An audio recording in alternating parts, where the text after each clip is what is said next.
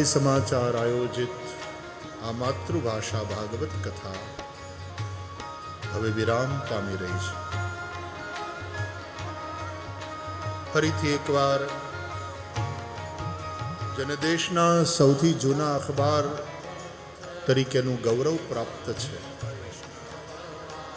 અને આપણે જે વાંચીને મોટા થયા, આપણે જ નહીં, આપણા બાપાના બાપા જે છાપું વાંચીને મોટા થયા, જો મુંબઈમાં રહ્યા છે તો આટલું જૂનું આ અખબાર પત્રકારિતાના મૂલ્યોની રક્ષા કરતા કરતા ચાલવાવાળા આવા વર્તમાન પત્રો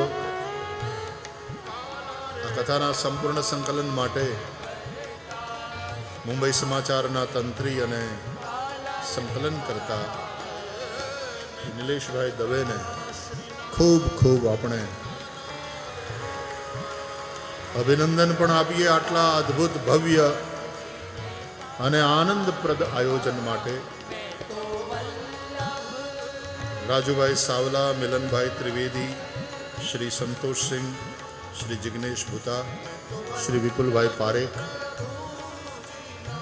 આ આખું પંચ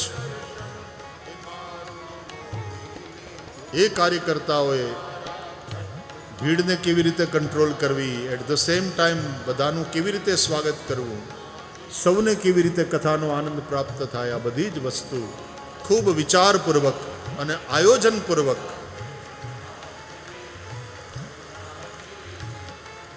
એમણે કરી. એ માટે બધા જ કાર્યકર્તાઓને પણ ખૂબ ખૂબ સાધુવાદ. આ કથાના મુખ્ય યજમાન યુવાન ભાઈ શ્રી સૌરભભાઈ મહેતા,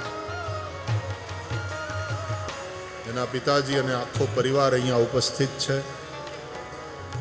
નાની ઉંમરમાં આવા યુવાનો જ્યારે મોટા કામ કરશે અને ધર્મ ક્ષેત્રમાં સંસ્કૃતિ અને સંસ્કાર માટે આવા યજ્ઞોની અંદર મોટા યોગદાન કરશે, આપણું ભવિષ્ય ઉજળું છે. સહયજમાન તરીકે પરમ વૈષ્ણવ આપણા શ્રી રમેશભાઈ પારેખ, અંધાર પરિવાર, એમની ભક્તિ, એમની એક ગંભીરતા, એમની ધીરતા અને મૂંગું એમનું સમર્પણ. અહીંયા તો જોકે બોલ્યું, પણ નહીં તો બહુ બોલવાવાળા માણસ નથી એવું મેં જોયું રમેશભાઈને. આટલા સમયમાં જે રીતે મેં ઓળખ્યા, તો એમનું આ સમર્પણ એને પણ બિરદાવું છું. બીજા અનેક યજમાનો, ઉત્સવ યજમાનો, કૃષ્ણ જન્મ હોય, એમાં વામન જન્મ અને નરસિંહ જન્મ ને બધાનો હતા તો ખરા યજમાનો, પણ અમારે કથા એવી રીતે પૂર આવ્યું હોય તે દિવસે કે બધાએ પછી છેલ્લે જ આરતી કરવાની થાય. ગઈકાલે રૂકમણી વિવાહના યજમાનો અને શ્રી ગોવર્ધનજીના અન્નકૂટના ગાંધી પરિવાર આદિ યજમાનો, એ બધા જ અને પોથી યજમાનો, એ સૌના મંગલ માટે પ્રભુને પ્રાર્થના. પરમ પૂજ્ય જગતગુરુ સ્વામી શ્રી શંકરાચાર્યજી મહારાજ પધાર્યા. પ્રારંભે શ્રી યદુનાથજી મહોદય પધાર્યા. જૈન પરંપરાના શ્રી નમ્રમુનિજી મહારાજ પણ પધાર્યા. વચ્ચે શ્રી વ્રજરાજ મહોદય, એમણે પણ આવીને વચનામૃત કર્યા. મહારાષ્ટ્રના આપણા માનનીય મુખ્યમંત્રી શ્રી દેવેન્દ્ર ફડણવીસજી પણ પધાર્યા. અને આ બધા જ મહાનુભાવોએ ઉપસ્થિતિ દર્જ કરાવી. બીજા આપણા અહીંયાના ધારાસભ્યો, આપણા કોર્પોરેટરો, કેટલાય કલાકારો, રાત્રિના કાર્યક્રમ, એક મુંબઈ સમાચાર, બધાએ પૂરેપૂરું માણ્યું આ 7 દિવસનો કાર્યક્રમ.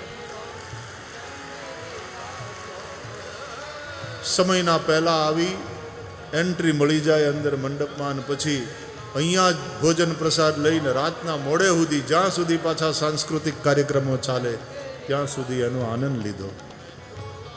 કેવી લાગી મુંબઈ સમાચારની આ વાનગી?